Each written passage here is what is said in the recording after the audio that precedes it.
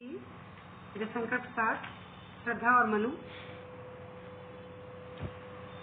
यहाँ देखिए, अकेले तुम कैसे असहाय, ये जन कर सकते तुच्छ विचार, तपस्वी आकर्षण से हीन, कर सके न नहीं आत्म विस्तार। इसमें श्रद्धा कहती है कि तुम कहते हो कि मैं इस संसार में अकेला और असहाय हूँ। अकेले तुम कैसे असहाय, फिर तुम अकेले यह भूत यज्ञ कैसे कर सकते हो? क्योंकि भारतीय संस्कृति के अनुसार प्रत्येक गृहस्थ को प्रतिदिन 4 यज्ञ अनिवार्य रूप से करने चाहिए। यज्ञ अकेले नहीं किया जाता, बल्कि पति पत्नी दोनों मिलकर ही यज्ञ कर सकते हैं। यदि तुम इस यज्ञ को अपना कर्तव्य मानते हो तो मुझे पत्नी रूप में स्वीकार करके उसे विधि विधान पूर्वक संपन्न करो। अकेले तुम कैसे असहाय, तुम्हें अकेले यज्ञ करने का कोई अधिकार नहीं है। तुम अपने आप को जो असहाय मानते हो, अकेला और असहाय मानते हो, यजन कर सकते तुच्छ विचार। तुम्हारा ऐसा मानना तुम्हारी छोटी सोच का प्रतीक है। यजन, ये तुम्हारी छोटी सोच का परिणाम है, जो अपने आप को तुम अकेला मानते हो। हे तपस्वी आकर्षण से हीन, हे तपस्वी, तुमने इस संसार को सारहीन मानकर स्वयं को जो जीवन से विरत कर लिया है, वह ठीक नहीं है। कर सके नहीं आत्म विस्तार, इसका अर्थ यह है कि तुमने अपनी आत्मा का विस्तार ही नहीं किया है, अर्थात तुमने अभी तक स्वयं को आत्म केंद्रित ही बनाए रखा है, जबकि इस जीवन की सार्थकता आत्मा को भूलकर पर केंद्रित करने में ही है। श्रद्धा के कहने का आशय यह है कि तुमने केवल आत्म कल्याण के लिए ही जीवन से विरत होकर यह तपस्वी जीवन चुना है, जबकि व्यक्ति को पर कल्याण के लिए अपने जीवन को समर्पित करना चाहिए। उसी में उसका वास्तविक आत्म कल्याण निहित है।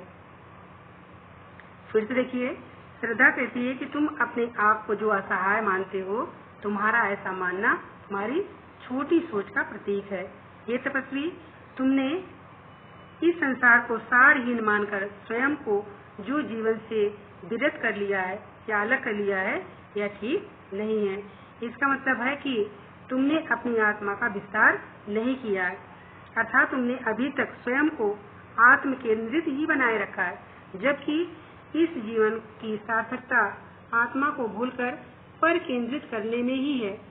श्रद्धा के कहने का आशय यह है कि तुमने इस जीवन को सार्थकता आत्म को भूलकर पर केंद्रित कर लिया है, अर्थात केवल आत्म कल्याण के लिए ही जीवन से विरत होकर यह तपस्वी जीवन चुना है, जबकि व्यक्ति को पर कल्याण मतलब दूसरों के कल्याण के लिए अपने जीवन को समर्पित करना चाहिए। उसी में उसका वास्तविक आत्म कल्याण निहित है। इसका काव्यगंध सौंदर्य जो है वो भाषा है, खड़ी बोली, शैली, प्रबंधात्मक रस, शांत रस, छंद, श्रृंगार और मात्रिक छंद, गुण, प्रसाद गुण, शब्द शक्ति, लक्षणा। नेक्स्ट, समर्पण लो सेवा का सार, सजल संस्कृत का यह पतवार, आज से यह जीवन उत्सर्ग, इसी पद तल में विगत विकार। श्रद्धा मनुष्य कहती है कि मानवता के कल्याण हेतु मैं स्वयं को तुम्हें समर्पित करके तुम्हारी सेवा करना चाहती हूँ, अर्थात मैं तुम्हारी जीवन संगिनी बनकर तुम्हारे साथ साथ मानवता की भी सेवा करना चाहती हूँ। तुम इसे स्वीकार कर लो। मेरी इस सेवा भावना का सार तत्व यह है, समर्पण लो सेवा का सार। मेरी यह सेवा भावना जलमग्न संसार के लिए पतवार का कार्य करेगी। सजल संस्कृत का यह पतवार, सजल माना जल से युक्त, समर्पण न्यौछावर, संस्कृत प्रकृति संसार, विगत विकार बीते हुए दोष अथवा बुराई।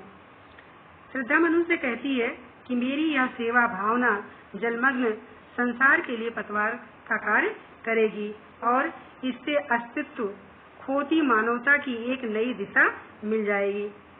आज से यह जीवन उत्सर्ग, आज से मेरा यह जीवन तुम्हारे चरणों की सेवा में समर्पित रहेगा। इसी पद तल में विगत विकार मेरा यह निस्वार्थ जीवन त्याग का निर्णय कभी नहीं बदलेगा और आपके जीवन की पिछली बुराइयां अथवा दोषों का भी इस पर कोई प्रभाव नहीं पड़ेगा। श्रद्धा के कहने का आशय यह है कि आज से पहले आपसे चाहे जितनी बुराइयां अथवा दोष हो, मुझे उनमें कोई लेना देना नहीं है। मैंने आपके सम्मुख आत्मसमर्पण करके आपको जो अपना जीवन साथी बनाने का निर्णय लिया है, उसमें कभी भी कोई बदलाव अथवा परिवर्तन नहीं होगा।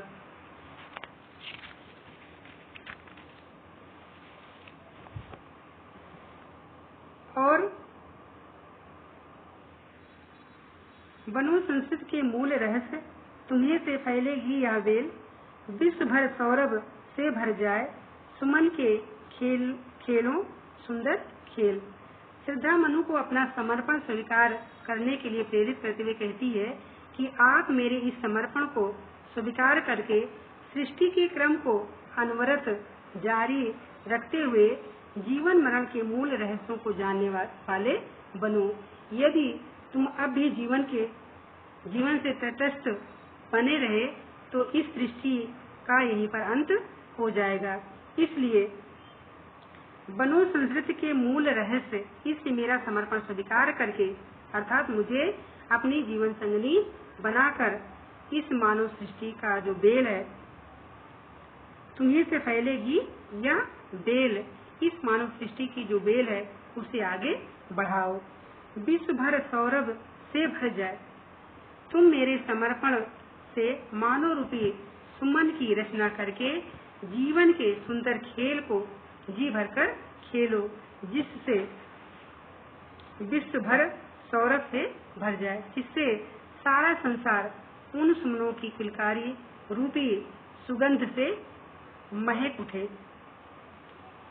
बनो संस्कृति से यहाँ से देखिए, श्रद्धा मनु को अपना समर्पण स्वीकार करने के लिए प्रेरित करती हुई कहती है कि आप मेरे इस समर्पण को स्वीकार करके सृष्टि के क्रम को अनवरत जारी रखते हुए जीवन मरण के मूल रहस्यों को जानने वाले बनो। यदि तुम अब भी जीवन से तटस्थ बने रहे तो इस सृष्टि का यही अंत हो जाएगा। इसलिए मेरा समर्पण स्वीकार करके अर्थात मुझे अपनी जीवन संगनी बनाकर इस मानव सृष्टि की बेल को आगे बढ़ाओ। तुम मेरे समर्पण से मानव रूपी सुमनों की रचना करके जीवन के सुंदर खेल को जी भरकर खेलो, जिससे सारा संसार उन सुमनों की किलकारियों से गूंज उठे और सारा सुगंध चारों तरफ फैल जाए।